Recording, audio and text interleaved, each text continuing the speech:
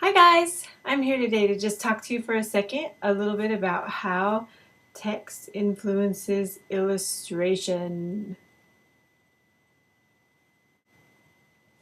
So, I have a little story that I've written, but this can be with any kind of text, something that you've written yourself, or if you're hired to illustrate someone else's text, then this is a good place to start when you're trying to figure out what you want to illustrate. So I have my story, you read through it, and as you read through it, you think of a lot of the images that come to your mind and stick with the ones that excite you the most if possible. And with my story, it's a retelling of a fairy tale called Hans My Hedgehog, which is a Brothers Grimm story, but I've rewritten it in the first person from the point of view of one of the characters. And so the text that I illustrated, I'm going to read it for you. It goes like this. When he arrived, I watched from my tower room. He rode through the gate on his rooster, and the guards admitted him to the castle. After about an hour, my father sent up a message. All was in order, and I was to prepare myself. So this is the princess talking, and she is going to marry this hedgehog, which, if you want to know why, you'll have to go read the story.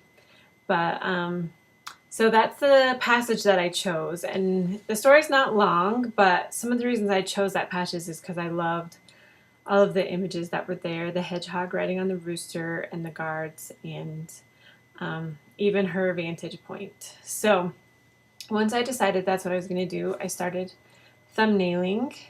So here's the thumbnails that I did. They're pretty much in order of the way that I did them, starting up here in this corner right here. And then going down to the bottom. And hopefully you can see them well.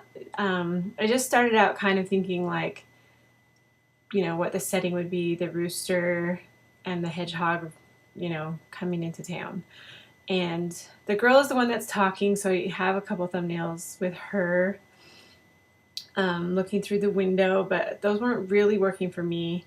I was trying to get like a higher up viewpoint, and it just wasn't coming together until I hit on the one where it was just the hedgehog with the guards, which is that first one you see that's shaded.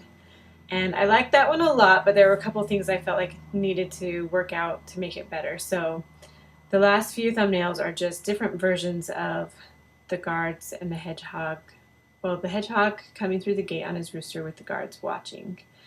As you can see, they're like pretty loose, super fast, and not easy necessarily, but easy to draw so that I can like think about other things like shapes and whatnot as I'm going. And I ended up going with that bottom thumbnail to create the finished illustration, which that's a process in and of itself that I'm not going to talk about at the moment. But so here's the finished cover, and I think it turned out pretty well. I also used it as an illustration in the story. Well, it only has one illustration. This is it.